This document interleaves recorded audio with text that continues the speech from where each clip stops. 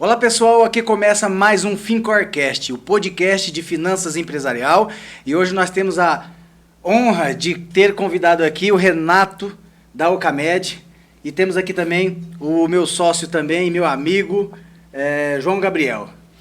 Isso aí, Evandro, hoje um convidado especial, Ocamed, no segmento de engenharia clínica, aqui em São José do Rio Preto, que é um polo médico gigante. Então vai ser muito legal esse bate-papo.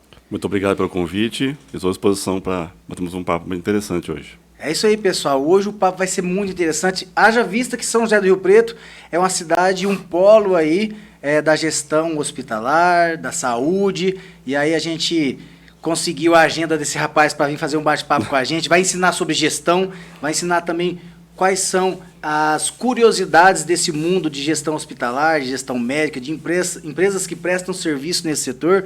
E a gente vai extrair ao máximo toda a capacidade de gestão que esse rapaz tem aqui, para que vocês também possam aprender todas as técnicas, todas as ferramentas utilizadas por ele e aplicar na empresa de vocês, obtendo os mesmos resultados que ele teve também nessa empresa, que não faz muito tempo, né, Renato? Faz quanto tempo?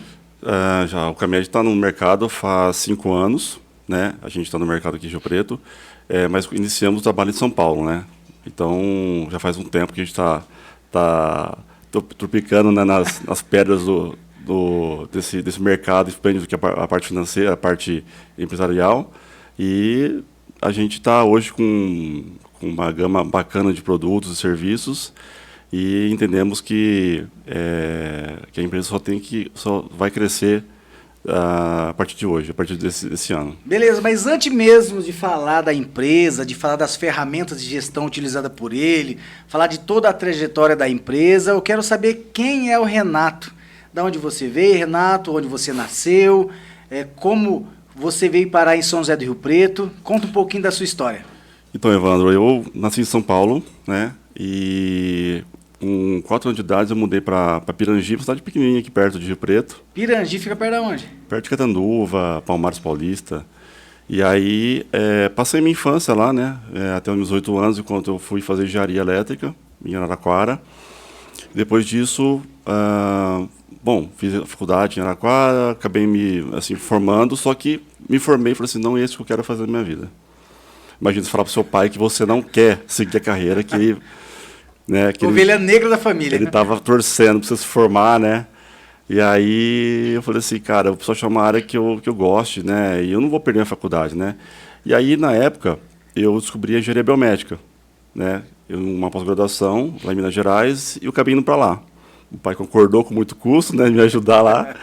Eu fui para lá e assim conheci a engenharia biomédica, que é uma área mais abrangente do que a engenharia clínica, né? Porque a biomédica trabalha muito mais com a parte de pesquisa, a parte de desenvolvimento de produtos para implante, enfim, é uma outra perspectiva, né?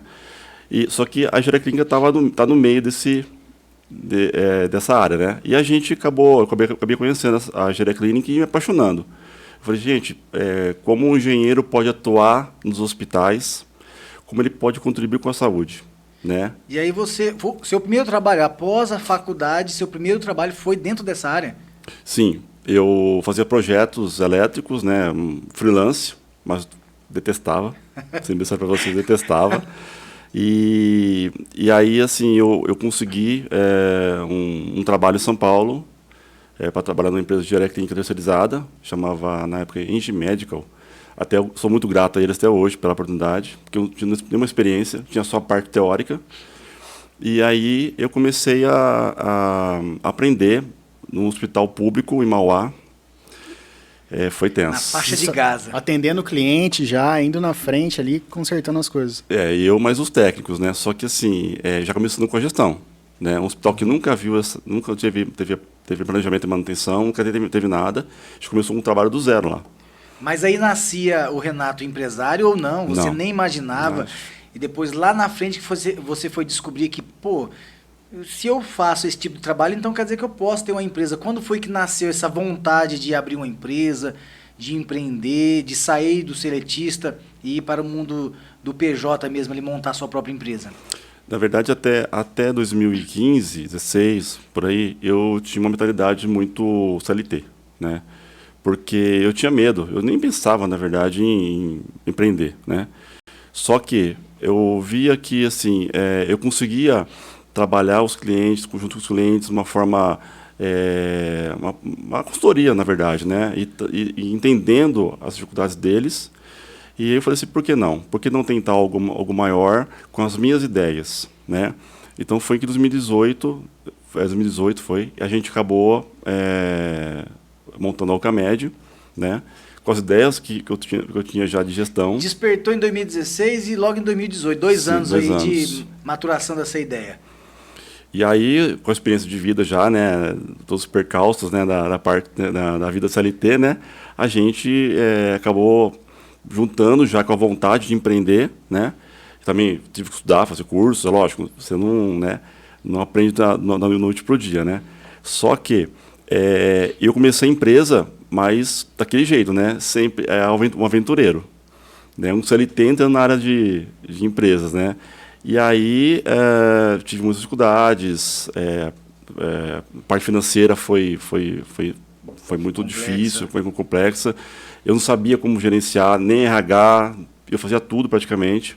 Você tinha ali o comportamento empreendedor, mas na hora que vai montar seu próprio negócio, você se depara com outras atividades que não é a atividade do seu dia a dia enquanto seletista. E aqui vai uma dica para o pessoal, é o seguinte: se você pensa um dia em ter uma empresa, se você pensa um dia em montar o seu próprio negócio, que você seja intraempreendedor, que você, dentro da empresa onde você trabalha, já tenha a mentalidade de dono, já tenha a mentalidade de uma pessoa. Trate o seu departamento como se fosse uma empresa, porque o seu departamento, ou ele atende um cliente interno, ou ele atende um cliente externo. Se você ter esse pensamento, com certeza, quando você montar o seu próprio negócio, você vai ter uma mentalidade, um mindset, vai estar acostumado já a ter essa percepção de negócio. Ou seja, eu digo também na empresa onde a gente trabalha, a gente tem a consultoria e também a gente presta serviço em várias empresas e percebe quando um funcionário ele não é empreendedor naquilo que ele faz. Então ele fica muito limitado. Então se você é esse profissional seletista que é limitado, não vá por esse viés, vai por um viés de empreender onde está, porque aí é natural, né, Renato? As coisas vão acontecer. Em só 2 anos o Renato saiu de seletista, quando ele despertou, em 2 anos já estava montada a sua própria empresa. E é muito conhecimento para adquirir, né, Renato? Com certeza, mas você falou tudo. O colaborador, o seletista, né, que ele tem a mentalidade de dono, e ele tem potencial para ser empresário um dia, porque ele consegue atuar em vários departamentos. Aquele colaborador... Ele é curioso, né? Ele Sim. quer saber, por exemplo, o vendedor quer saber qual é a margem de contribuição, o vendedor quer saber qual é o fluxo de pessoas que passa pela loja, ele quer saber qual é o lucro da empresa, enfim, se tem plano de carreira, ele extrapola conhecimentos da sua área, ele vai estar treinando a sua mentalidade para olhar uma visão sistêmica. Toda a operação, financeiro, marketing. Quando ele montar a empresa vai ser meio que natural. Com certeza. Na verdade, hoje a gente vê muito seletista que ele fala assim, ó, eu faço o meu e não quero saber de nada, né? Aí o chefe dele fala assim, ó, vamos fazer isso aqui que tá... Ah, mas isso aqui não vai parte da minha função. Então, aí você já bloqueou o seu futuro. Exato. Se você quer ser empresário um dia, você já bloqueou o seu futuro. Isso aí é o CL treta, né? É uma confusão ali, ele só faz o dele. Mas, na verdade, tudo isso que você está falando, Evandro, é a questão de necessidade de gerir, né? Então você tem que ter vontade de gerir o seu departamento, conhecer um pouco do outro, porque na verdade a empresa, né, Renato, você vai ter que gerir, você vai ter que gerir o RH, você vai ter que gerir o financeiro, você vai ter que gerir o operacional. E aí, no começo ali, quando você começou a montar a empresa, qual que era a maior dificuldade ali que você sentiu? O primeiro desafio seu ali, foi o financeiro ou foi o operacional mesmo? Que você estava mais acostumado com o operacional, não estava com o financeiro, tinha que gerir muita gente já, não tinha muita gente ainda, como é que era? A gente tinha em torno de 15 pessoas na equipe, né? Só que não tinha ninguém da parte do RH, ninguém financeiro. Eu tive que aprender um pouco de tudo, né? Só que eu tive sorte, porque eu tive pessoas ao meu lado que estão comigo até hoje, que me ajudaram nessa jornada, entendeu? O financeiro, no primeiro ano de empresa, eu contratei uma pessoa, está comigo até hoje, é uma senhora, né? E ela pôs tudo em ordem. Ela tem esse toque, sabe, de pôr tudo em ordem, né? Então, qual é a função que ela exerce na empresa? Hoje ela é gerente financeira. Financeiro é metódico, né? Não tem jeito. Ela começou com uma pessoa que trabalhava com a parte de contas a pagar e receber. Começou do simples. Do simples. E foi incrementando o trabalho, foi trazendo coisas novas. Ela marcava tudo no papel. Ela não sabia mexer com Excel ainda, né? Uhum. Tudo no papel. Mas eu ficava observando. Ela falou, nossa, tudo organizado. E ela sabia cobrar as pessoas, sabe? Ela pôs a casa em ordem. Literalmente, entendeu? E com isso eu comecei a organizar. Eu falei assim, ó, a parte financeira está tranquila. Agora é o RH, né? Renato, você teve sócio nessa empreitada? Porque muitas pessoas, né, perguntam para mim, qual que é o melhor caminho? É ter sócio? É ser sozinho? É contratar alguém, um colaborador que já tem experiência, que não tem? Qual é o melhor? Não digo qual é o melhor caminho, eu pergunto qual foi o seu caminho e qual foi o aprendizado que trouxe desse caminho, e hoje você está com um sócio ou está só você na empresa como proprietário? Eu estou sozinho na Alcamed, só que hoje eu tenho uma sócia em outras empresas, né, que ela me ajuda muito na Alcamed, que hoje ela é minha gerente de operações, e ela que tem uma expertise, uma cabeça muito boa para agregar na parte não a tática, mas estratégica, né? Entendi. Porque se você não tem uma pessoa que trabalha na parte estratégica, não adianta você ter sócio. Até hoje eu não tive, entendeu? De pensar de uma forma macro. Só que a tendência é que assim, as pessoas que estão comigo, que estão junto comigo há muito tempo, naturalmente elas vão ter o cargo de confiança na empresa e vão estar, mesmo que não forem sócios inicialmente no papel, vão ser sócios assim, nas reuniões, vão ter poder de decisão de opinar também. Eu sempre dei abertura para a minha equipe opinar, né? Só que eu também tive que me reinventar no meio do caminho, né? De abrir mais para as pessoas opinarem e também me ajudar a tomar decisões, que às vezes eu estava errado. Uhum. Então, a humildade é muito importante. Você falar assim, não, eu estou errado, mas essa pessoa ela tem uma visão bacana, entendeu? E siga um caminho. Uma visão distorcida que a gente vê nas empresas. A pessoa contrata alguém muito inteligente. Qual é o processo de recrutamento e seleção? Você vai, pega um currículo e dentro do currículo você tenta entender quais são as habilidades dessa pessoa, qual é o conhecimento, que chamamos de chá, né? Conhecimento, habilidade e atitude. Sim. Então você olha o currículo, você tenta entender qual é o conhecimento que ele tem através do quê? Da formação profissional. Aí você vê a habilidade, que a habilidade nada mais é que o saber colocar toda a teoria em prática. Perfeito. Aí ela olha o quê? O histórico da onde ela trabalhou, tentando identificar se esse conhecimento foi colocado em prática, ou seja, a sua habilidade. E aí você não consegue ver ainda a atitude, então você faz esse processo de recrutamento, aí no momento da seleção você vem com técnicas comportamentais para poder identificar qual é a atitude, ok, entre 50 e 60 colaboradores você contratou o melhor, teoricamente. E aí você contrata uma pessoa inteligentíssima, que tem técnica, que tem experiência, e chega lá e não ouve o que essa pessoa tem para trazer. Olha só que incoerência isso. Contrata uma pessoa super inteligente e cala, abafa esse potencial. Cara, hoje em dia o gestor ele tem que deixar a equipe produzir. Ele é pago para poder conectar os pontos, para estimular a equipe, não para poder abafar eles. Não faz sentido contratar alguém super inteligente e não deixar ele produzir, não é verdade, Renatão? É um desperdício de talento, né? Exatamente. Justamente. Eu acho que acontece muito com o empresário também, ele acha que ele faz melhor do que os outros. E às vezes ele acha que faz melhor tudo. É verdade. E então, a humildade que o Renato acabou de comentar. Se você contrata um gerente de RH, com certeza essa pessoa tem um histórico, tem uma experiência, que ela vai gerir um RH melhor do que você que tem um histórico e vai gerir melhor outra parte. Né? Deixa essa pessoa expandir aquela área, né? Deixa ela trilhar o caminho dela. Com certeza. Na verdade, assim, que nem a gente, eu nasci na parte de engenharia, né? Então eu sou muito operacional na parte tenho conhecimento da parte de reparos, de consertos, de calibração preventiva. Então a minha maior dificuldade foi desmamar do operacional.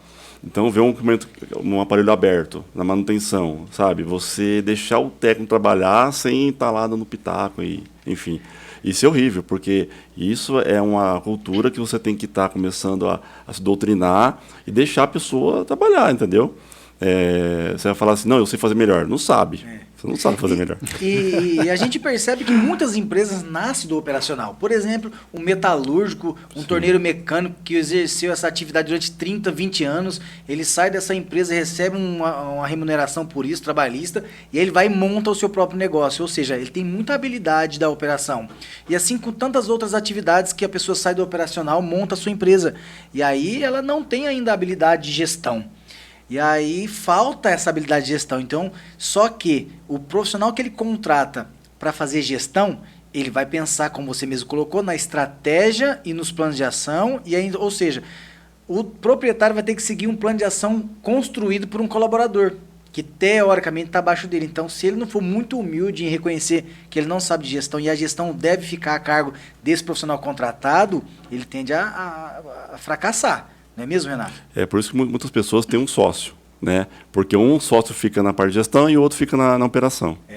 Eu já vi muitos casos nesses, com a Fincor Brasil, que é a nossa consultoria empresarial. A gente atende muita pessoa aqui em São José do Rio Preto, a gente se depara com isso. A gente percebe que as empresas que mais têm sucesso, independente do tempo de nascimento dela, ela realmente tem uma sinergia entre os dois sócios, ou uma sinergia entre a equipe, onde um sócio é muito operacional e o outro é muito gestor, cuida da parte administrativa, financeira. Então essa empresa acaba tendo os seus papéis muito bem definidos. Isso é interessante a gente ver. Não que é a única forma de montar uma empresa com sociedade, mas é uma das, né? Se você não tem uma dessas habilidades, ou você vai ter que desenvolver essa habilidade, ou você vai ter que realmente contratar um profissional, montar uma equipe multidisciplinar para tocar esse negócio, não é não? Isso, com certeza. É verdade. Então, fica a dica aí, pessoal. Você que está montando o seu negócio, na escolha do seu sócio, você deve ser muito criterioso. Não é porque esse sócio só tem dinheiro, porque eu digo isso mesmo, porque às vezes a pessoa não tem o dinheiro para montar um negócio, porque no Brasil é muito difícil, você não consegue uma linha de crédito muito fácil no banco, se você está nascendo na empresa agora, você não consegue ali recurso de um investidor anjo, você tem que realmente, o investidor anjo normalmente é alguém da família, alguém que confia na pessoa, e aí acaba investindo e depois no futuro você acaba tendo acesso às linhas de crédito do mercado financeiro. Mas você que vai montar um negócio e tem somente um sócio que tem dinheiro, calma, tá? A sociedade ela tem que ser pensada, é um casamento a longo prazo, onde tem que ter habilidades complementares. Então perceba, qual é a sua habilidade? Qual é o seu maior potencial e qual é o do seu sócio? Vai ter sinergia nisso? Então acho que é muito importante quem está nos ouvindo refletir sobre isso. Até mesmo se você já montou uma empresa, nossa, já montei uma empresa e meu sócio está dando dor de cabeça, ou então contrate alguém para auxiliar ele naquilo que ele não sabe. Né? Senta com ele, seja verdadeiro. A empresa não está produzindo bem na gestão. Vamos contratar um bom profissional, um CFO, um diretor financeiro, para auxiliar você? Ou então, vamos contratar então um CEO, um gestor de operações para me auxiliar? Acho que essa humildade que você comentou no começo é muito importante. Né? É que uma empresa, na verdade, vamos comparar com um bebê.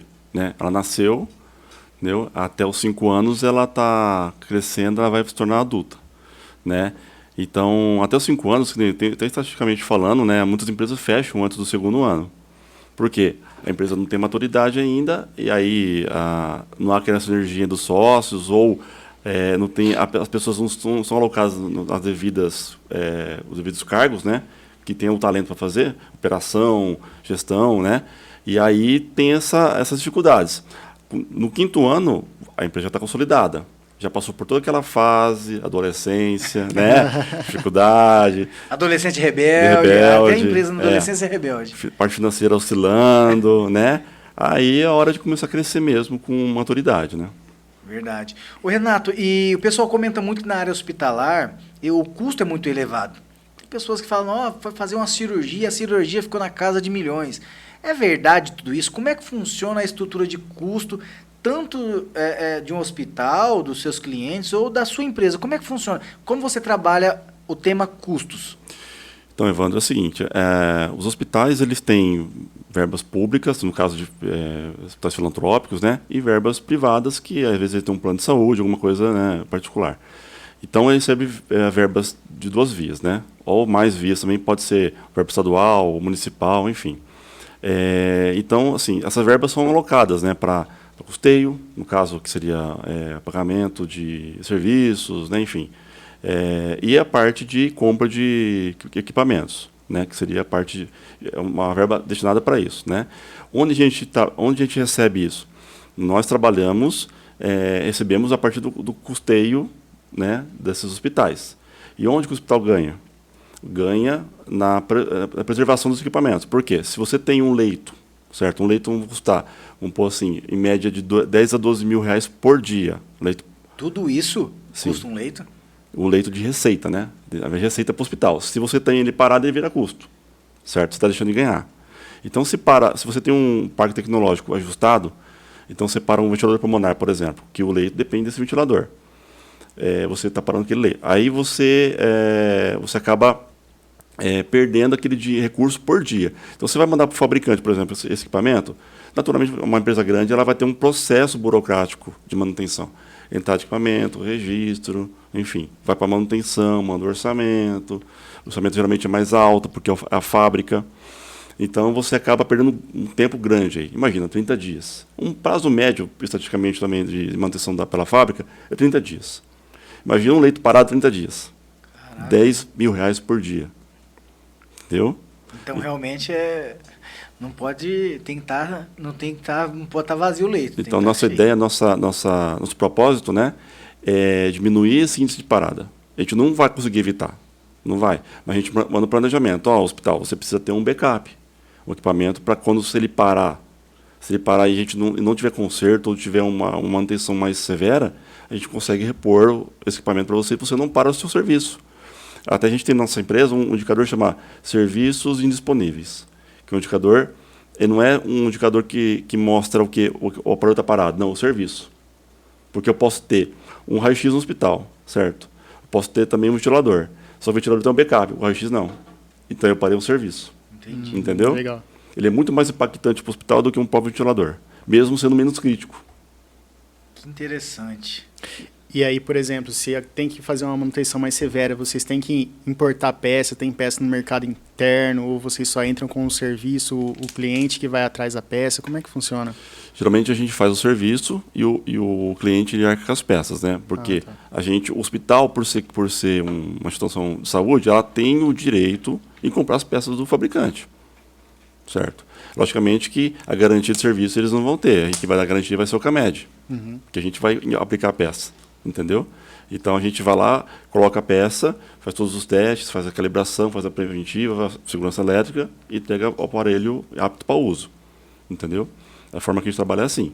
Porque uma das grandes dificuldades que a gente vê nas empresas, né, Evandro, é a capacidade de gerenciar um estoque. Imagina que você tem um estoque de peça para... Você tem uma oficina, você tem que gerenciar um estoque de lâmpada, de correia dentada, de motor, é uma coisa. Agora imagina um estoque, se você precisar de um ventilador mecânico lá inteiro para você recompor outros, né? Deveria ser um custo gigantesco. Se você tem essa opção de fazer o cliente comprar a peça de imediato e já substituir a peça, reduz esse tempo e o custo do estoque, né? Com certeza. Só que também é uma questão, uma experiência que a gente teve, que 80% dos defeitos que dá nos equipamentos não é troca de peça.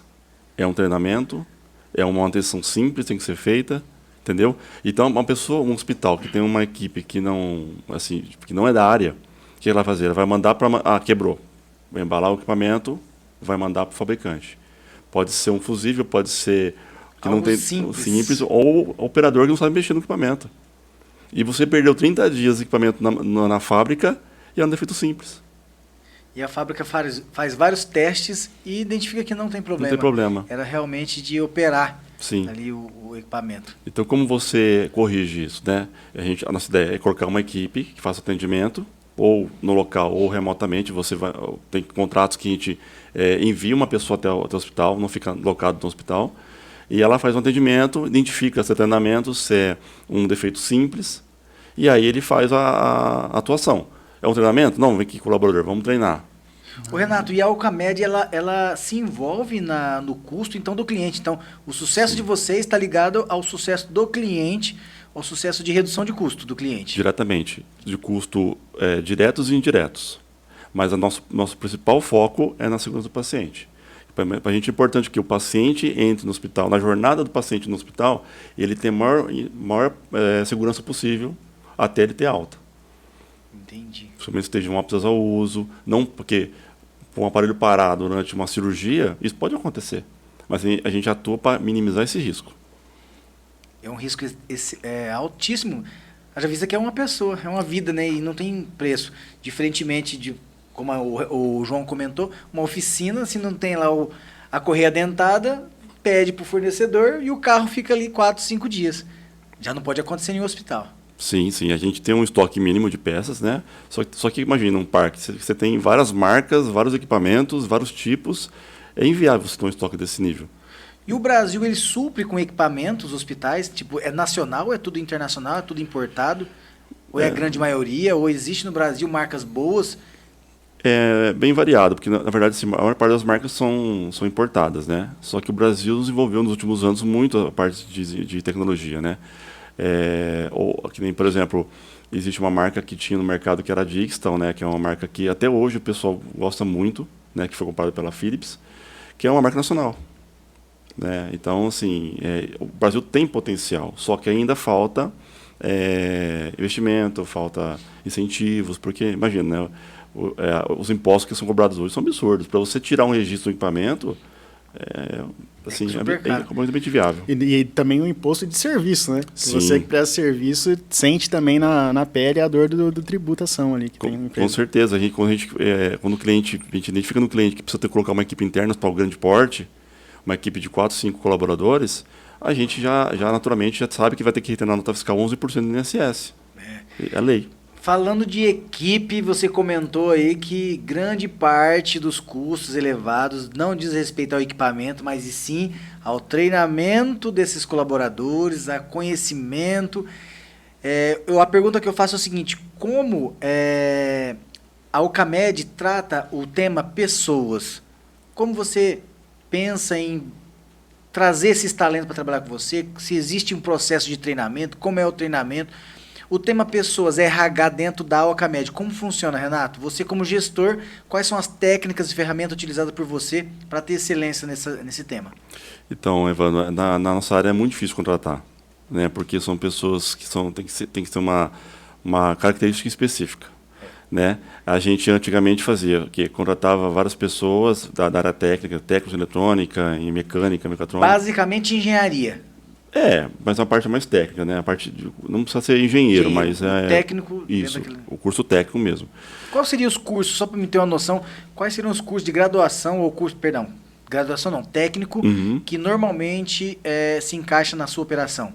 Técnico em eletrônica, mecatrônica, técnico em automação, pode também se encaixar, mas naturalmente a parte mais eletrônica mesmo, que é o foco, né, que a gente trabalha. E ter uma ETEC, que nem a Filadélfia, que tem eletrônica, mecatrônica, ajuda vocês a terem essa mão de obra ou acaba pegando de outro setor a mão de obra? Ajuda bastante, mas, João, porque na verdade é o seguinte, isso aqui, as pessoas ainda não conhecem a área. Então elas ficam com medo, né? Vou trabalhar no hospital, mas como assim? Então, até nosso trabalho hoje de divulgação é muito forte por causa disso, para até difundir a nossa profissão, né? Então, a pessoa se forma na ETEC, ela vai por quê? Ela vai querer uma indústria, ela vai querer trabalhar numa oficina. Ela não tem ideia que ela pode trabalhar no hospital. Eu particularmente fiz mecatrônica lá no Filadélfia e acabei nem indo para essa área. Falei, gente, não é comigo. Ele é nerd. João é nerd, tudo você pensar que fez matemática. Tô com o vaga aberto. Foi por isso que eu escolhi ele como sócio da Fincor Brasil, pessoal. E a gente tá bombando. Você pode me emprestar um tempo para trabalhar na empresa. Só se for um cheque muito alto, né, Renato? Um cheque alto aí, porque a Fincor está em franco crescimento e eu preciso desse cara aqui. Essa mente brilhante ele tem que reter, faz parte do reter talento. E eu vejo assim, se eu fosse depender de trocar uma lâmpada ou emendar um fio, eu ia estar morrendo de fome. Retiro o que eu disse, pessoal. Acabo de retirar o que eu disse. Era brincadeira. Vamos ficar com a parte financeira mesmo, Evandro, é melhor. Mas, então, eu vejo muito isso. Grande parte do que estudaram comigo, do pessoal que estudou comigo, acabou não indo, seguindo o técnico. Então, não sei se, às vezes, esse investimento todo que tem na escola técnica acaba ajudando o empresário no final das contas. Às vezes, nem eles ensinam o que o empresário quer, que é um atendimento lá no cliente, que é estudar, procurar o conhecimento que realmente vai precisar depois em campo. Porque ter um estagiário é uma coisa, né, Renato? Agora, você ter um profissional treinado, capacitado, você pode até pagar mais, mas ele vai produzir mais no final das contas, né? Com certeza. E outra coisa, esse técnico de equipamentos hospitalares é bem específico, porque ele tem que... geralmente o técnico ele é mais retraído, né? Fica lá na manutenção, enfim. E não é bem assim. Ele tem que saber atender o cliente, ter uma postura, uma cirurgia com um médico, por exemplo, né? Uma cirurgia crítica, ele tem que estar com uma postura firme, tem que ter sangue frio, entendeu? Engraçado, você está comentando aqui, a gente falando, o Brasil tem realmente um déficit em profissionais de engenharia, de área técnica, de exatas. Eu acho que existe uma lacuna pelas instituições de ensino. E aí a gente fica pensando também sobre... tem o ego, às vezes a pessoa faz o técnico, mas quer fazer a engenharia por conta do glamour, e não é bem assim. A área técnica é muito mais difundida. Tem técnicos que ganham muito mais do que um profissional que tem a faculdade, a graduação.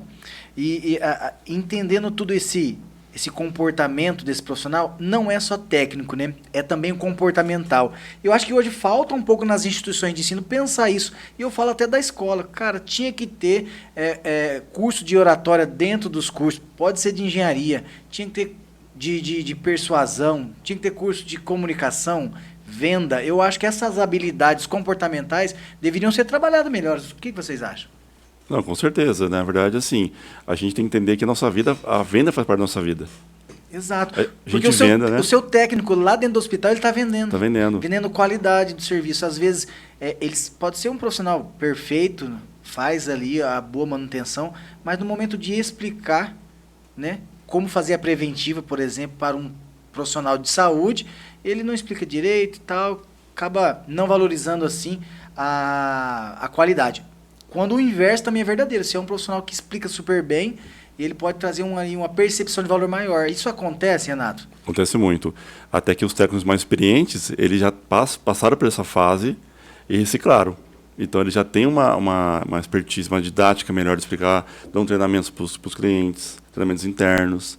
Então, eles já sabem como expressar melhor, entendeu? Então, e isso tem muito valor para a gente, entendeu? Além de tudo, assim, a gente na seleção, além dessa questão de didática, de conversa, tal, de fala, o principal que é caráter, que eu falo. A gente contrata caráter, né? As habilidades a gente treina. E nos seus processos seletivos lá, você consegue identificar de primeira? É muito difícil identificar, né? Não tem como, né? A gente sempre deixa a pessoa lá, tem aqueles 3 meses de experiência, a gente sempre está avaliando a pessoa, mas as pessoas às vezes não entendem que a gente não está avaliando a técnica dela, mas assim o caráter. Postura, a postura. Caráter. Se ela tem postura, eu sei que ela vai chegar longe. Eu tenho uma história engraçada disso. Estava num cliente que ele está abrindo franquias, né? Então foi um casal lá que estava com o intuito de comprar uma franquia e o marido, né? A franquia seria para a esposa e o esposo tem uma assistência técnica da VEG, não é? Da VEG, exato. Na VEG ele fala que no Brasil tem 300 empresas e tal, aí fala que ele é específico, tem assim 100 que tem o selo dele. E ele comentou que é muito amigo de uma pessoa que trabalha numa grande empresa de indústria. E aí ela é do RH, e ela foi contratar um cara, uma pessoa, olha só que interessante. E o cara chegou lá, era profissional de solda. O cara falou assim, não, eu sou tão bom, eu soldo até com o pé.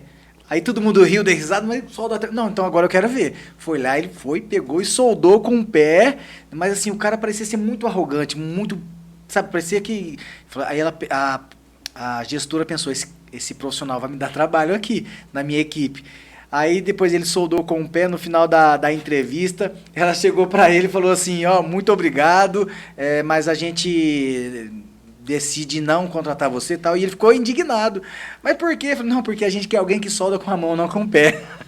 Mas na verdade, toda essa história para contar aqui, esse profissional, embora ele seja um técnico exemplar, acimaço da média, ele ia causar problema por conta comportamental, por motivos comportamental, de equipe, de não saber trabalhar em equipe, por conta ela identificou, ele contou essa história, eu achei super interessante, e representa justamente isso aí. Você, ao fazer um processo seletivo, tem que ter essa percepção, né, Renato? Com certeza, a gente antigamente contratava a gente mais pela técnica e batia muita cabeça na questão comportamental.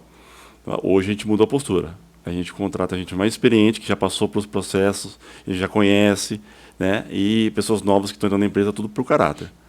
Veio, entrou, viu que tem postura profissional, tem, sabe, tem iniciativa, proatividade. Ah, é isso mesmo. E tem um processo de treinamento, você tem Sim. uma sequência. Hoje em dia, o colaborador, onde for, se for mandar de fora da base, da nossa sede, ele fica na empresa um mês.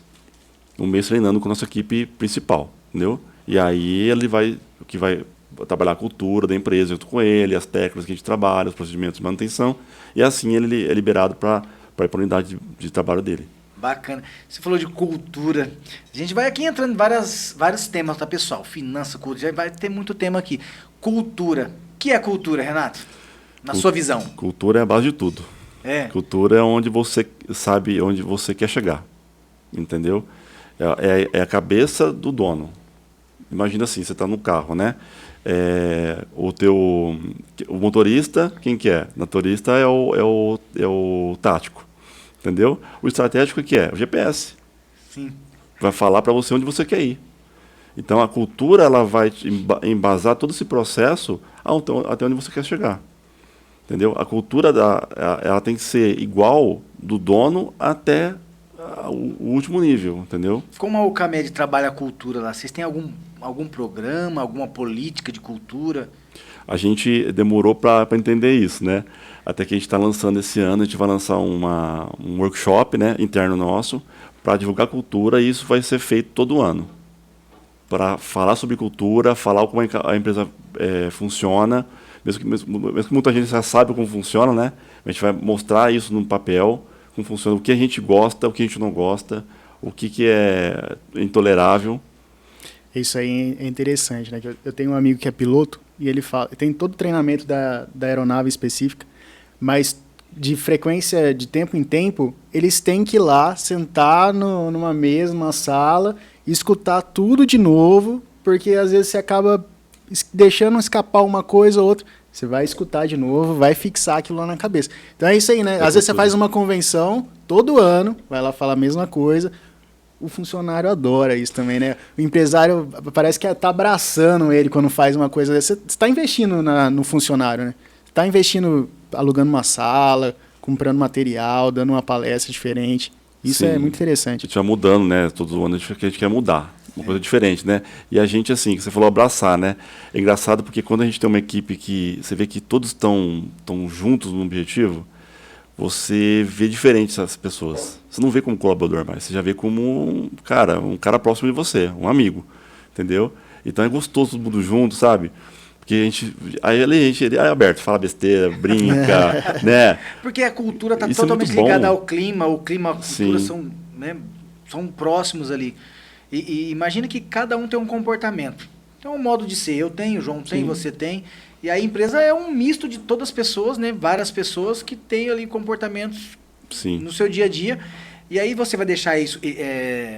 eu tenho um amigo que ele comentou o seguinte, um empresário que falou assim, Evandro, a cultura, ela vai existir. Queira você, e você queira ou não, ela vai existir. Se ela vai existir, então que você controle essa cultura, que você direcione para onde vai ser esse comportamento, que esteja alinhado com a cultura, ou seja, com o comportamento do dono. Então, aos poucos, você vai formando clones de Renato, né? De comportamentais, tendo como base que você falou aqui, que é o caráter. Cultura, eu acho que é isso, caráter. Resume, se for resumir. Caráter sim, tem tudo a ver. Com o clima. Na verdade, como você falou, cada pessoa tem o seu jeito. Mas o que une elas é a cultura. Perfeito, ficou até filósofo. Você percebeu um tom de filosofia? E tem um corte aqui, né? Vai dar um corte. É, um tom de filosofia. Que legal, Renato. Então, pessoas, o RH da empresa tem que pensar em cultura, tem que pensar em treinamento, trazer talento e reter talento. Como você faz para... Nossa, porque o mercado é extremamente aquecido e pessoas boas são assediadas pelo mercado. Qual é a estratégia da Ucamed, do Renato, para reter esses talentos? Também envolve cultura. Também, é porque a cultura acaba... A pessoa é um sentimento de pertença. E né? isso faz parte dos nossos pontos da cultura, pertencimento. Porque a pessoa ela fala assim, nossa, mas eu gosto de trabalhar na empresa, a gente tem um clima gostoso de trabalhar, eu vou para algo desconhecido. Entendeu? Onde eu posso ser maltratado. Então, assim, lógico, né? Existe questão financeira, que a gente sempre tenta valorizar os colaboradores, né? De acordo com o quê? Com potencial, com, né? Compatível com o mercado. Sim, né? Mas a gente deve ter salários, assim, acima que preconiza sindicatos, porque o sindicato tá, assim, é um valor bem abaixo do que a gente está pagando, né? Até porque existe como fala, não existe um sindicato próprio da nossa área, né? Nossa área é tão nova que não tem nem sindicato ainda, né? Ainda bem. Então, Tem uns prós e os contras, né? não, aí vai de cada um. Vamos opinar sobre política, né? Mas a gente, assim, paga, assim, acredito que a gente paga muito bem para as pessoas, né? E a gente fortalece isso com a cultura. O ambiente da empresa tem que ser bom para as pessoas trabalharem. Legal. Logicamente, assim, eu posso ter uma ideia, mas a gente sempre capta as ideias das pessoas para poder agregar nessa cultura para que seja uma coisa única. Perfeito, entendido. Porque imagina só, né? A gente sempre está indo de empresa para empresa na consultoria e às vezes a gente pega empresas que têm a mesma tecnologia, ou seja, a tecnologia está aí. É o mesmo computador, mesmo software, né? A mesma talvez não a mesma metodologia, mas tem ali o produto é o mesmo, tal. E o que faz a diferença entre uma empresa e a outra? Uma tem resultado exponencial, a outra não. Pessoas. A mente humana ainda, por mais que a tecnologia, a inteligência artificial tem feito revoluções aí no trabalho, trazendo uma operação mais rápida, mas a criação, a inovação ainda é por conta da mente humana. É Isso, verdade? as pessoas e provavelmente a cultura da empresa, né? Onde que vai ditar todo o ritmo da empresa. Onde ela quer chegar e como ela quer chegar. E isso é interessante, porque se você está numa empresa, igual o Renato, tem uma perspectiva de crescimento da empresa, o funcionário sente isso, né? Às vezes ele está numa empresa que ele não vê perspectiva, o dono acho que tá bom ali para ele, não precisa crescer mais. A pessoa já vê, não vou conseguir crescer aqui dentro, não faz parte do meu perfil, e já passa para outro. Então, quando você tem esse feeling de, não, eu quero crescer, eu quero estruturar a empresa, eu quero abrir várias filiais, a pessoa, puxa, eu tenho capacidade de crescer aqui dentro, então vale a pena eu ficar aqui mesmo. O clima é legal, tem uma remuneração legal e eu posso ainda crescer. É maravilhoso. E aí a gente vai para o próximo tema, dentro das empresas que é tão importante, né? Que a gente fala de pessoa, falou de cultura e o elo de ligação em tudo isso aí é o quê? Liderança. Como o Renato faz com o tema liderança lá na empresa? Então, a liderança, ela vai, na primeira parte, confiar nas pessoas que estão junto com você. Entendeu? Eu também demorei para aprender isso, né? Aquela coisa de você querer abraçar tudo e não foi nada certo, né?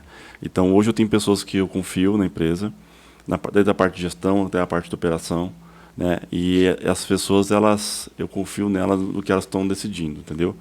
E a gente, tomamos decisões em conjunto, mas eu estou deixando mais solto, sabe? E a gente amarra sempre nas metas, nos objetivos que quer chegar. Então, dando liberdade e cobrando a responsabilidade. Justamente isso. Não, porque a liderança, todo mundo tem um case aí de liderança, e você vai conversar com todo empresário, ele tem uma história ali bacana de liderança, ou uma história de não tão bacana de liderança, porque é algo que a pessoa tem que ter. Você não consegue treinar muito liderança, você consegue incentivar ela a ter essa vontade, mas tem que partir de dentro, né? O que você acha? Eu acho que um líder, vou formar liderança, mas se a pessoa não quiser ser líder, cara, não vai. Eu tenho casos da empresa de pessoas que não querem ser líder, respeito isso, né? E pessoas que têm potencial para ser líder, mas ainda não entenderam isso. Então a gente tenta sempre mostrar de uma forma prática que a liderança faz parte de todas as cadeias, desde a parte estratégica até a parte operacional. A liderança faz parte da vida. Faz parte. E às vezes a gente vê profissionais nas empresas que ficam cabisbaixo, mas eu nunca vou ter oportunidade de exercer uma liderança, não tenho nenhum subordinado abaixo dele. Mas quando na verdade a liderança é exercida, você que está me ouvindo aí, para pensar na sua empresa, a liderança é exercida mesmo sem ter liderados. Se você é frequentemente procurado para resolver um problema do amigo, você exerce uma liderança com a capacidade técnica maior do que a média. Ou seja, você sabe mais. Então vai aí uma dica para quem quer ser líder, tem que saber mais que a média. Se para saber mais que a média, conhecimento. Para ter conhecimento, estudo. É um caminho. Primeiro. Segundo, liderança é de pessoas. Para ser um bom líder, primeiramente tem que ser uma boa pessoa. Então, que você também deve procurar se aprimorar em ser uma boa pessoa. E depois deve realmente, eu penso que a liderança ela deve ser servidora. O líder, ele tem a equipe. E aí a gente trabalha muito isso aí também. A gente tenta passar para os nossos empresários, os líderes das empresas que a gente pega a consultoria, porque o líder é um profissional de destravamento. Então a equipe está para produzir, travou a engrenagem. O líder vai lá e destrava essa engrenagem. Como? Dando conhecimento, ensinando a forma de fazer. Continua rodando novamente, travou uma outra engrenagem, o líder vai lá. Então o líder tem que ser esse papel de auxiliador. E o líder servidor. Você tem que servir a sua equipe e a equipe que produz. E deve fazer parte também da cultura. Está tudo interligado, né? Cultura, clima, liderança. Eu te falei, né? Eu falei assim, a base de tudo é cultura. A base é o alicerce. Então tudo está ligado na cultura. Pessoas, liderança, tudo na cultura. A forma que a pessoa, que o dono da empresa vê a empresa. E essa estruturação do RH, você contratou uma pessoa para fazer isso ou é um terceiro de fora que presta uma consultoria ou que faz essa parte? Hoje eu tenho uma pessoa que cuida da parte de RH, só que ela não faz a contratação direta. O que acontece? Tem uma empresa terceirizada que a gente passa para ela o cargo que vai ser preenchido e ela vai atrás dessa pessoa. Aí manda para a minha gerente de RH que ela avalia e marca a entrevista, enfim. Só que é muito difícil. É muito contratar, gente. Você não tem noção. Porque aqui em Rio Preto não tem muito. Tem gente, mas não na área hospitalar. As pessoas... É mais fora da cidade. Você vai encontrar Ribeirão Preto, São Paulo. Parte técnica. Que interessante. Agora, caminhando um pouco, saindo um pouco da operação, bem que a sua é bem específica, entendemos aí que é a área de engenharia ou a área de técnica, e caminhando agora para aquele profissional de gestão, indo para a parte administrativa. Vamos falar um pouquinho sobre processo. Logicamente que a operação também é rica em processos, né? Lá na Ocamed, como vocês pensam o processo? Vocês sempre teve o processo? Contratou um profissional para implementar? Como foi a estrutura de processo dentro da Ocamed? E aí conta desde o comecinho, Renato, desde quando iniciou a empresa. É porque nós queremos saber os detalhes. Né? Então, a gente fazia tudo no feeling antigamente, né? Tudo no começo foi no feeling. Porque a gente sabia como que eram os processos de manutenção, né? Existem as normas que balizam isso, lógico, então a gente seguia as normas e pronto. Mas, assim, nada escrito, nada escrito. E aí, com o tempo, a gente começou a ter necessidade, até pelas as avaliações hospitalares, que obrigavam a gente a ter os POPs, que falam, né? Procedimentos, operação padrão. Então, a gente foi desenhando isso, né? E aí, hoje tem tudo desenhado. Porém, alguns processos ainda estão sendo construídos. Porque a gente está com uma consultoria agora, né, que está orientando a gente como construir isso de uma forma mais simples, né, com fluxograma, uma forma mais prática, né, que uma pessoa que é leiga consegue bater o olho e ver, né, como funciona o processo da empresa. E assim a gente está estruturando, né. A gente tem o objetivo de tirar a ISO 9001, né, daqui nos próximos anos, que vai exigir esses processos bem consolidados, né? O selo, ele exige o processo. Exige o processo. Interessante. Porque o processo nada mais é, João, que a gestão do conhecimento. Isso. Porque uma empresa, quando começa, ele é de uma pessoa só. Vamos colocar aqui um exemplo de uma empresa que começa com uma pessoa. Tudo está na mente dela. Ela contrata uma primeiro funcionário, tá? O dono e o funcionário. Está na mente dos dois, na mente dos três, na mente dos quatro. Conforme a empresa vai crescendo, está tudo na mente. Se você não coloca isso em um procedimento estruturado, dentro de um documento, quando essa pessoa vai embora, foi embora o conhecimento. Às vezes você treinou, passou todo o conhecimento, ficou dentro da mente dela, foi embora e levou todo o conhecimento. É uma forma da empresa, você que é gestor, deve pensar muito em traduzir esse conhecimento em processo, fazer a gestão do conhecimento. Porque se essa pessoa, do qual detém todo o conhecimento, sair da sua empresa por qualquer outro motivo, teve uma oportunidade e tudo bem, o processo está desenhado. A segunda pessoa que entrar no lugar dela já vai ter aí uma exponencialidade rápida de conhecimento. Opa, já sei como é que faço. É como se fosse um manual. Simples, um manual de um equipamento. Isso mesmo. A gente trabalha, nossos técnicos são muito, muito capacitados, né? Eles são muito experientes. E a gente desenha os processos de calibração. A gente teve revisão desse processo agora, ultimamente, com conhecimento de um dos técnicos que são mais experientes da equipe. A gente também agora está criando plataformas de treinamento online. Poxa, que bacana. Que vai ser uma coisa bem bacana. Tipo uma universidade corporativa, algo assim? Isso mesmo. Até chama a Universidade Ocamed, né? A gente trabalha... Tá abrindo não dá agora muito uma criativo, né? universidade. Padrão. Porque a gente tem muita equipe fora de Rio Preto.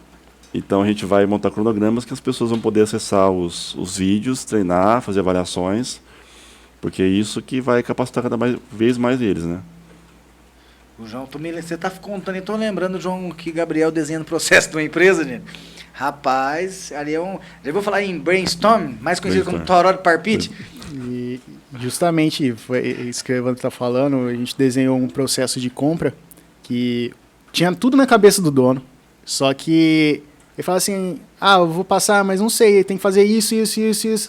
Calma, vamos especificar aqui ponto a ponto o que é importante, o que não é, e vamos desenhar aqui para o próximo funcionário não precisar de 5, 6 anos de experiência para saber tudo que você sabe. Ele, em um mês aqui, ele já vai estar apto, não igual você, mas ele vai conseguir desenvolver a função, né? É mágico quando você pega e desenha um processo, porque o proprietário, o dono da empresa, ele conhece no detalhe. Ele conhece até a forma de ligar, a forma de falar no detalhe. E a gente extrair, usando técnicas de entrevista, né? Extrair tudo isso da mente dele, não é tão simples assim. Você extrai, aí você joga. Só que aí, normalmente, ele coloca de várias formas não organizadas ou ordenadas. E nosso papel é organizar e ordenar de forma didática para qualquer pessoa que entrar na empresa vai ler o processo e vai entender. Isso foi muito legal e ele super gostou do processo. A gente está desenhando outros processos na empresa. E olha que importante. Uma empresa do qual não tem muitos processos desenhados, ela depende muito do dono. Ou seja, ele é escravo da sua própria empresa. E a gente prega pela liberdade empresarial. É você ter a sua empresa, essa empresa, os seus funcionários, como o Renato comentou aqui nos bastidores antes de começar aqui, ter uma equipe autogerenciável e ela tocar sozinha e você ir lá só para dar diretrizes e rumo. Olha, eu quero que a empresa vá desse lado. Não é, Renato? É isso mesmo. Que nem eu falo, meu mentor, é o empresidiário. Que vive preso à própria empresa, né? Se ele sair de lá, a empresa para. Isso é horrível. A gente tem que sempre caminhar para que a empresa gire sozinha, mesmo sem você. E não pode nem ter férias, né? Acha, não, aí não você pode. ganha dinheiro, não pode gastar o dinheiro. Não pode. Tem empresário que tem 10 anos de empresa e nunca tirou férias. No máximo um dia, 2 dias, acumula tudo. Eu tirei férias só no final do ano passado, mas não tirei férias desde... Final do ano passado vai 2 meses. Eu não tirei desde 2013. Agora eu fiquei triste. Desgaste mental que causa isso, né? Você fica parecendo um órfão, né? Você sai de férias, você fica assim, nossa, como tá a empresa?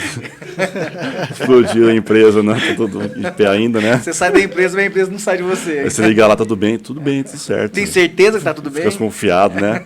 Começa a ver câmera. Estão escondendo alguma coisa de mim. Nossa, é verdade, via câmera, direto. É impressionante. Cara, que legal. Então, a importância de um processo bem definido. E aí a gente vai, então, agora para um tema de finanças. Finanças, que é aí o oxigênio da empresa, né? Que o objetivo da empresa, logicamente, é melhorar a vida das pessoas, mas também dar lucro, né? A empresa é construída para dar lucro. Ou seja, no final do dia é comprar, vender e sobrar dinheiro, de uma forma bem simples falando. E como você estruturou na parte financeira, como nasceu, se você teve algum tipo de dificuldade financeira, precisou de algum recurso de instituição financeira, como funciona o seu fluxo de caixa, dá um panorama para nós geral aí de como é a finanças da Ocamed. Então, a gente começou, assim, a gente já tinha alguns contratos em andamento, onde tinha uma receita, só que, assim, eu não tinha como investir muito, né? Não tinha patrimônio, nada, né? E a gente tinha que comprar padrões de calibração, tinha que fazer alguns investimentos em veículos. E aí a gente contou com... foi assim, alguns parceiros que ajudaram na parte de locação de carros, apertamos nosso caixa para comprar, parcelamos, Casas Bahia, né? Parcelamos os padrões, fomos pagando aos poucos. O meu tio também me ajudou com um aporte financeiro, não muito, assim, foi bem considerado, na época, para comprar equipamento. E assim fomos, né, crescendo aos poucos, né? Hoje a gente está bem estruturado, a gente tem nossos próprios veículos, a gente tem nossos padrões de calibração e já tem quase o dobro do que tinha antes, né? Mas tudo isso com uma educação financeira, né? Guardando alguns recursos. Chegou ao final do ano, não adianta você pegar e retirar para você, né? A empresa é uma pessoa jurídica, mas é uma pessoa. Então ela tem que ter uma verba para investimento, uma verba para fluxo de caixa e uma verba, se sobrar, uma verba para o dono. Entendeu? Então a gente investiu muito, entendeu? E eu não sou uma pessoa assim que vou pensar, não vou retirar, não, quero primeiro que a empresa, né, cresça, porque esse investimento da empresa não cresce. Entendeu? Então, no final do ano a gente faz a apuração, o que sobrou, faltou, a gente vai investindo. Entendeu? E assim essa política financeira que a Rosana, que é a minha agente financeira, aplicou, é a que segue, entendeu? É essa aí que, graças a ela, que a coisa anda muito bem. Como é o nome do seu anjo financeiro aí? Rosana. Rosana. É o anjo. E a gente sente, dando a consultoria, que a virada de chave das empresas é justamente quando o empresário percebe que o PJ é diferente do pessoa física e pessoa jurídica, são diferentes. A pessoa que não percebe isso, ela trava. Ela começa a aumentar o gasto pessoal dela, aí mata a empresa, às vezes acaba pegando financiamento para manter a empresa e fala, mas a empresa não dá lucro. Mas na verdade não é uma empresa que não está dando lucro, né? Tá sangrando ali. Está sangrando. Né? E vocês usam algum sistema, Renato, de financeiro para controlar as vendas, o recebimento dos clientes? Sim, a gente usava o Zero Paper, que era quase free, né? Só que ele vai sair, vai ser excluído agora do mercado, agora em abril, e a gente migrou para o Conta Azul. Ah, o Conta Azul. Muito bom. E a gente está agora estudando ele, porque é diferente do processo, né? Sim. Ele tem conciliação bancária, tem um monte de botões lá que a gente não conhece direito ainda. Quanto mais a empresa vai crescendo, ela vai trazendo ali rotinas que vai exigindo mais. Nem todas as empresas têm conciliação bancária. Algo tão importante. Exatamente. Ainda não tem. Nem todas as empresas têm planejamento estratégico, planejamento empresarial e planejamento orçamentário. A gente bate nessa tecla porque a Fincor Brasil Consultoria Empresarial, a gente prima muito pelo planejamento. Né? Olhar para o futuro, né? Saber onde está, ponto A, saber onde quer chegar o ponto B, criar técnicas e ferramentas para chegar até lá, mas tudo gasta recurso. Crescer gasta recurso. Marketing gasta recurso, RH gasta recurso, tudo acaba no financeiro. Acaba no financeiro. Toda a ação de uma empresa, ela reflete lá no financeiro. Tem que ter oxigênio, tem que ter dinheiro. Então, tem que ter planejamento do oxigênio, dinheiro. Correr com a máscara faltando oxigênio, não adianta você correr, ser rápido e não ter oxigênio, vai morrer. A empresa, usando essa analogia, vocês fazem planejamento orçamentário, criam metas, como é essa estrutura tem indicadores financeiros? Sim, nós temos, até o próprio sistema ele faz indicadores financeiros, mas a gente põe as metas, né, financeiras anuais, semestrais, e também ligado com a parte de vendas, né? Que a gente não tinha antes, né? A gente desenvolveu o departamento de vendas faz pouco tempo, então é tudo ligado. Então é operacional, são 3 pilares, operacional, financeiro e vendas, comercial. Então esses 3 departamentos têm que estar totalmente conversando, porque senão não acontece. Uma meta porque não adianta eu vender 100 contratos, 200 contratos e a minha equipe não dá conta de produzir, né? Então é isso, a gente tem que estar conversando sempre. E também não adianta eu ter esse planejamento de venda, sendo que eu não tenho, verba para poder estar contratando gente ou treinando essas pessoas. Eu tenho que ter esse gasto. Isso, um fluxo de caixa projetado, saber quando vai acontecer ali um fluxo baixo, quando vai precisar de mais dinheiro. Acho que é importantíssimo o empresário. Às vezes o empresário ele foca muito num departamento de operações e esquece ali o departamento financeiro, e como o João aqui acabou de falar, tudo combina lá no financeiro, tem que ter esse oxigênio. E assim, né, por exemplo, igual você estava falando, a importância dos calibradores. Né? Isso. Então, imagina que você não vai esperar chegar no final do ano e ver se a empresa deu um resultado. Você pode pegar e falar assim, não, eu vou ter que de 2 em 2 meses aumentar o número de calibradores, porque eu estou expandindo minha capacidade com o meu novo grupo de vendas aqui. Então eu preciso ter essa noção do quanto que eu vou gastar com novos calibradores, novos materiais, novas ferramentas. Então a gente programa, né, Evandro? É legal essa ferramenta que a gente usa, até chama Profecia, vamos dizer, é um nome bem assim, didático e prático mesmo. Então, se você tá lá na empresa, precisa do calibrador no mês tal, a gente coloca no fluxo, vê se você vai conseguir comprar, vê se você vai conseguir pagar. Se não for conseguir pagar, o que a gente precisa fazer antes? Porque depois que você tá lá, não consegue pagar, não tem jeito. Depois que tá na lama, criar dinheiro é impossível, né? Ninguém faz. Mas a gente consegue prever com essa profecia aí, vamos dizer assim, e ajudar o empresário. Então, assim, isso que a gente sofre também algumas vezes. A gente só consegue prever um pouquinho do futuro se os dados estão consolidados no sistema, né?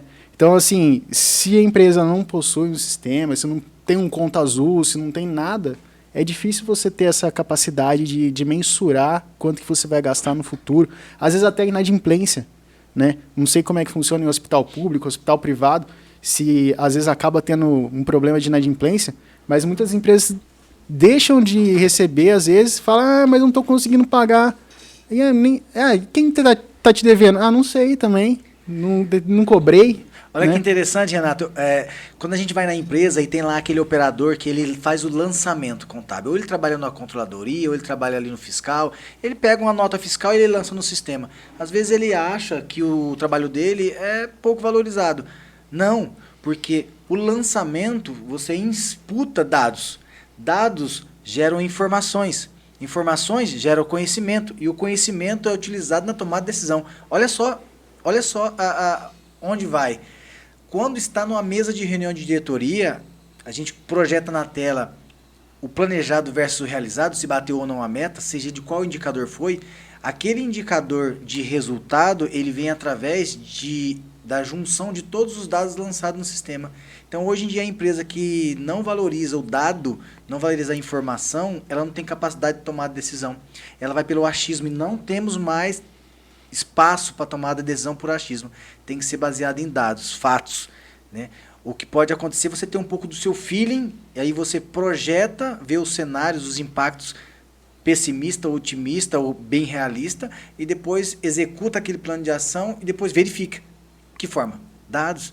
Acho que é muito importante, né, Renato? Que recado você dá para o empresário que está começando, que ainda não tem um sistema, ou que ainda não... E quando eu digo sistema, tanto o sistema tecnológico ou o sistema de anotar em algum lugar, ou uma planilha de Excel bem estruturada, ou até se for um empresário individual aí que está começando, ele é um trabalho bem específico, ou no caderno, é dado. Igual você falou do serviço, né, do raio-x lá, que do serviço deixa de ser atendido. É tudo dados também, né, que tem que ser calculado. Com certeza. Na verdade, assim, meu conselho é que, mesmo se for uma folha de papel, você tem os controles, né? Que nem eu falei, a minha agente financeira, quando ela começou com a gente, ela não sabia o sistema. Ela marcava tudo no caderninho dela, entendeu? Ela foi aprendendo, mas o sistema custava em torno de R$50 por mês. É muito barato, né? Gente, uma gestão, e um programa bacana, sabe, online, Sim. você tem um aplicativo no celular, né? De qualquer lugar que tem internet, você consegue ver o resultado da empresa. Pois é, então é só lançar certinho, sabe? Você vai ter uma gestão bacana lá para tomar decisão. Eu tenho um sistema hoje que a gente terceiriza, porque que é a parte da operação, né? Sim. Que ele controla as OS de manutenção, enfim. É tudo dado também. Por isso que a minha agente de operações sempre pega no pé. Gente, coloca o dado certinho na OS. Por quê? Esse dado gera o quê? Indicadores. Olha só um profissional que tem um pouco de aversão a dado, e a gente precisa de dado. O vendedor. Tem vendedor, tem vários tipos de empresas e vários tipos de vendedores, é lógico, né? Vários tipos de profissionais e também estrutura de empresa e modelo de negócio. O vendedor, às vezes, ele não gosta muito de imputar dado. Por exemplo, a visita do cliente, quantos clientes ele atendeu, para saber depois a taxa de conversão e tal. Então, o gerente de vendas se utiliza muito do dado para poder direcionar a equipe. E aí, então, esse perfil, às vezes, de analítico de dados e de comercial, às vezes, não bate. E como você faz isso lá? Como é que treina? Como você atua? Então, ou você que passa o dado para o pessoal a partir de agora dessa forma? Tá? Na verdade, assim, o departamento é novo, né? Eu tinha um vendedor, hoje ele saiu, estou buscando, contratei agora faz pouco tempo uma outra vendedora, né? Só que ela já tem uma expertise maior na parte de planilhas e tal, né? Eu consigo estar mais só na parte de gestão mesmo, né? Ela faz visita, ela imputa os dados e eu consigo gerenciar essas ações que ela faz, né? Só que ampliando esse departamento, ter mais pessoas, então eu também tenho que me reciclar, porque faz muitos anos que eu não trabalho na parte de vendas, né? Eu preciso também me reciclar para poder estar ajudando essa pessoa, né? Essa equipe, na verdade, né? Então é algo que eu quero desenvolver esse ano, que ainda é assim, um ponto fraco da nossa empresa, a parte de vendas comercial. Agora, ponto fraco, a empresa está crescendo todo dia, dobrando o resultado. Como assim? Não é um ponto fraco, é porque eu entendo, eu estou por fora batendo para você, que a venda vem de você. É que você agora está departamentalizando a empresa, sim, criando a área de vendas. E o profissional de venda, Renato, é difícil de encontrar esse perfil comercialzão mesmo, que faz acontecer e traz resultado, traz contrato na mesa assinado? É difícil porque nossa área é bem específica, né? Tem que ser um profissional que vai ser o quê? Um vendedor meio técnico. Entendeu? Ele tem que saber identificar no cliente as dificuldades que ele passa. Não é um vendedor comum. Não é uma pessoa que vai lá vender um remédio, sei lá, ou um produto qualquer. Ele vai vender um serviço e ele tem que mostrar para o cliente aonde que ele vai ganhar, que ele vai reduzir custo. E mostrar também a segurança, né? Segurança do paciente, segurança sim. do paciente sempre. É que depende do cliente também, né? Se você vai entrar para a porta do hospital, tem várias áreas. Você vai falar com o comprador, você vai ter que falar em números. Segundo o paciente, para ele não importa tanto, para falar a verdade. É um profissional, né? Camaleão, ele tem que se adaptar. Então. Aí eu vou falar com a enfermeira. É segurança do paciente. Ela está pouco ligando com números. Eu quero calibração porque um paciente vai ficar seguro. Se for no financeiro, também é números. Entendeu? Então, assim, o vendedor tem que saber vender. Para cada departamento do hospital. O hospital é muito grande. O administrador já sabe um pouco de cada. O administrador morre de medo do quê? Uma multa, uma vigilância, que também pode acontecer, porque hoje em dia, depois do Covid, o cenário brasileiro da parte de saúde mudou muito. Os órgãos estão mais vamos falar assim, mais espertos, no tempo certo, mais rígidos quanto à fiscalização. Eles estão multando os hospitais que não têm uma calibração, não têm uma preventiva, não tem um modo de gestão dos equipamentos, dos ativos hospitalares. Então, eles estão bem em cima, ainda estão rondando, mas logo em breve acredito que vão começar a multar de uma forma bem severa. E aí é onde que a gente entra. A gente sempre está ajudando os hospitais a ter o pacto tecnológico calibrado, com preventiva, porque isso daí, para o futuro, vai ser bem cobrado, vai ser cobrado. E aí, na Ocamed, vocês têm um setor de calibragem, tem um setor de manutenção preventiva e tem um setor de consultoria também? Isso, na verdade, assim, nosso departamento de operação, que seria no pilar de operação, que é a assistência técnica, ela seria manutenção preventiva e corretiva, né? Aí tem o departamento de calibração que fica dentro desse setor e tem a parte de consultoria que seria mais a parte comercial, seria a parte meu departamento, né? Porque aí é uma área meio que à parte, né? É um produto à parte, porque a consultoria ela vai além, né? Não é algo muito tangível, né? Você tem que ir no cliente, ver as dificuldades dele, você trata de uma forma muito pessoal, né? Aquele cliente, entendeu? Tem algum case de sucesso que você pode contar para nós como é que é feita essa consultoria, que você já atuou e trouxe um resultado muito bom para o cliente? Como funciona? Tem um cliente que ele queria montar um serviço de imagem, né? Eram 3 máquinas, uma tomografia, uma ressonância, um ultrassom, e ele estava avaliando ele não sabia se ele comprava, se ele alugava ou se ele não montava o serviço. Entendeu? Porque é uma região que não tinha muita demanda de exames, tem um concorrente na cidade. Então ele queria um plano de negócio completo. Aí eu ajudei ele na situação, de identificar, na verdade, qual que era a melhor forma, se valia a pena primeiramente esse serviço, e qual era a melhor forma de compra ou contratação desse equipamento. E a gente identificou inicialmente que era a compra, só que depois a gente foi foi aproximando, né, e investigando os dados. A empresa, uma empresa fez uma proposta muito boa para eles e eles estão pensando agora em locar o equipamento. Mas é uma situação assim, que eles vão ter o ROI deles em 1 ano. É rápido, né? É muito rápido. O ROI em 1 ano é muita coisa. Antes o ROI comprando era 5 anos. E foi de 5 para 1. 5 para 1. Com o trabalho que você fez com a consultoria. Isso. Ou seja, a consultoria trouxe ali, elucidou uma decisão que ele tinha que tomar e você trouxe ali clareza. Ele ia perder em torno de 2 milhões aí. Nossa. É, coisa pouca. Coisa pouca. Detalhe. Detalhe. Isso aí é detalhe. Tá vendo, pessoal, a importância de uma consultoria? Pensou em consultoria, pensou Fincor. Ô, Pensou jabá. Camed. Fazer o jabazinho aqui, né? Não, a gente trabalha muito na parte, a gente quer mostrar dados que são fidedignos, que a pessoa tem segurança para investir, né, naquele serviço, naquele produto, né? Não adianta também ele querer ser aventureiro numa área e assim, a perca pode ser enorme. No caso desse cliente, ele ia perder quase 2 milhões, mais 2 milhões na verdade. Mas é interessante, igual você falou. Às vezes vale a pena você não investir. Às vezes o cara paga um tanto na consultoria, mas ele deixa de perder muito mais que ia perder lá na frente. Então o preço da consultoria acaba valendo muito a pena. Não, vale a pena. Consultoria é muito válido. Hoje temos no Brasil consultoria de marketing, consultoria comercial, consultoria de processo, consultoria financeira. A consultoria é justamente para trazer à luz aquilo que o empresário não está enxergando, não está vendo. Eu nunca vi uma consultoria boa entrar numa empresa e a empresa não mudar de patamar. E a consultoria boa é aquela consultoria que entra na empresa, faz um trabalho, vai embora e o resultado fica. Que a empresa não fica refém daquele consultor, daquela empresa de consultoria. Ou seja, a consultoria é uma disseminadora de conhecimento. E é muito legal, a gente tem experiência. Hoje a gente vindo aqui para o podcast, conversando com o João, falou, cara, que legal é trabalhar com consultoria, porque você vai... Imagina, no Brasil, a grande massa de empresas são de micro e médias empresas. Né, 90 e poucos %, aí, grande parte dos empregados brasileiros estão nessas empresas.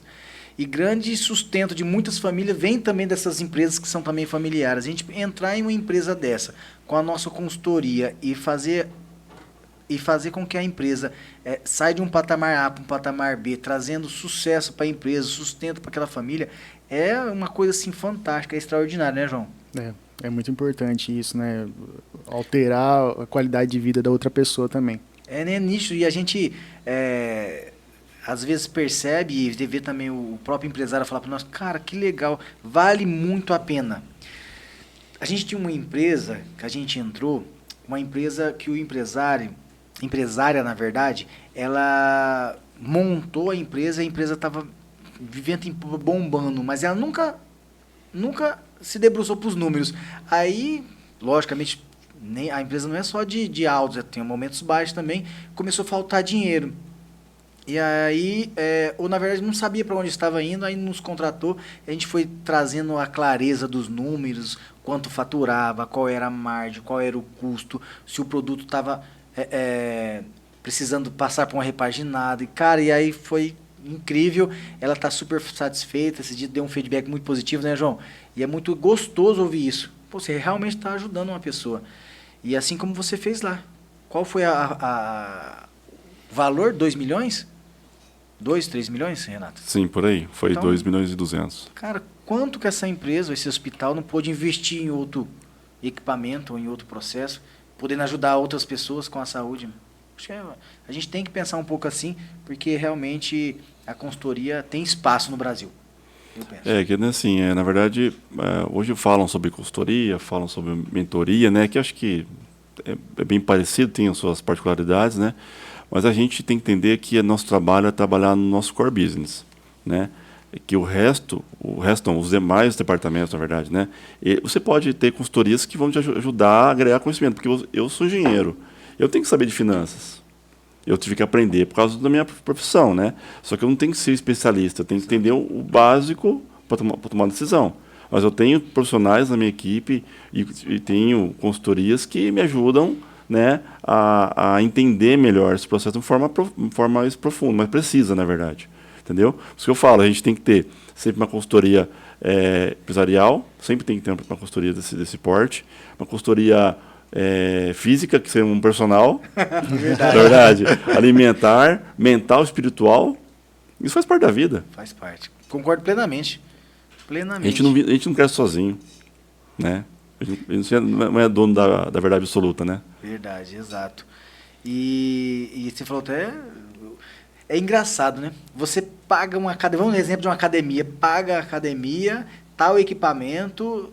Se você hoje entrar num vídeo na internet, você sabe fazer o exercício, entre aspas, com um profissional, o modo como você pega no equipamento, o jeito de fazer o exercício é completamente diferente, o resultado é muito melhor, e assim é também na empresa.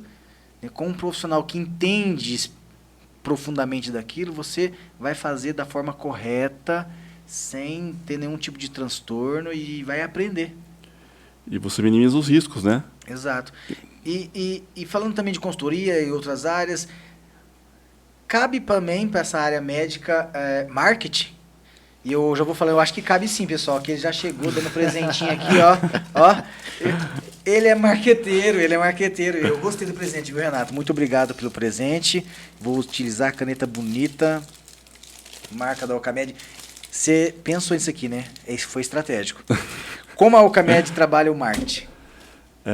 Nosso marketing é mais o marketing para difusão da marca, por enquanto, né? Que a gente assim, entende que a saúde, as pessoas têm que entender o que é engenharia clínica primeiro. Entender como que ela pode agregar numa instituição de saúde. Na verdade, não é jogar a marca, mas mostrar o valor, como a gente qual o nosso espaço na saúde. É o marketing institucional que você está trabalhando. Isso mesmo. Porque eu acho que o marketing marketing de performance, eu não sei se cabe ainda dessa profissão, né? Nesse departamento de engenharia. Mas ainda a gente está estudando esse processo, né? Mas a gente trabalha muito marketing, mostrando a importância da engenharia clínica nos hospitais. A gente tem um blog também, que a gente põe matéria sobre que legal. Sobre a área, né? Sobre como a gente sobre a experiência da nossa vida, né? Nessa carreira. E para achar esse blog no site da Ocamed tem acesso? Isso. No site da Ocamed você pode entrar www.ocamed.com.br e tem a parte do blog lá. Tem mais plataformas de mídia digital? Instagram, Facebook? Instagram, Facebook, nós estamos direto publicando. Agora vou começar no LinkedIn também. Legal. Publicar as matérias no LinkedIn. E agora a gente está vendo um comercial também, gravando um comercial, que vai ser, provavelmente, no próximo mês vamos estar lançando também. Estamos devagarzinho, estamos crescendo aí. Eu estou pensando, o Comédia está pensando em todos os departamentos, né? E ainda todo departamento é o Renato, ou você já criou essa estrutura departamentalizada na empresa? Tem os responsáveis por um ou mais departamentos, isso é bem claro. Bem claro. Nós somos 3 pilares, na verdade, né, que eu falei. Comercial, executivo, que é financeiro e RH, e operações. Eu atuo no comercial ainda, né?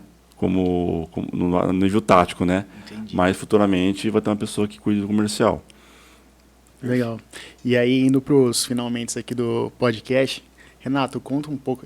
A vida do empresário ele é um pouco corrida, igual você estava falando. Putz, não tiro férias faz muito tempo já, para descansar um pouco, sempre pensando na empresa. Como é que você faz para dar uma desligada?